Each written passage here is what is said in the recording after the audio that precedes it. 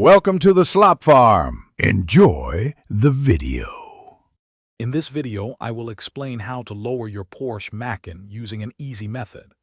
This process involves installing an electronic lowering module, which adjusts the air suspension settings.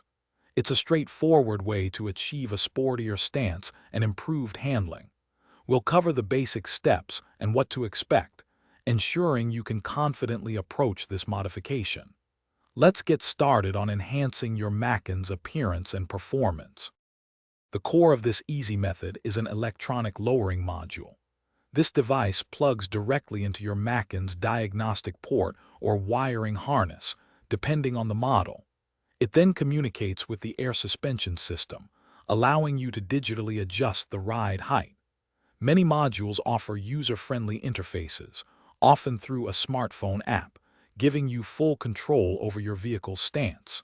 This means no complex mechanical changes are needed. Installing the module is surprisingly simple. For most systems, you'll locate your Macan's OBD-ROMAN2 port, usually under the dashboard, or access the air suspension control unit. The module then plugs in directly.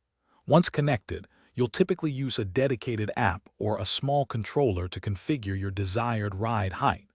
Always refer to the specific instructions provided with your module to ensure correct and safe installation. It's a quick process. Lowering your Macan offers several benefits, including a more aggressive, sporty appearance and often improved handling dynamics.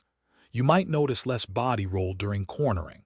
However, it's crucial to consider a few things. After lowering, a wheel alignment is highly recommended to prevent uneven tire wear. Also, be mindful of clearance over speed bumps and steep driveways. Enjoy your Macan's new, lower profile. Thanks for watching. Consider subscribing if we helped you today.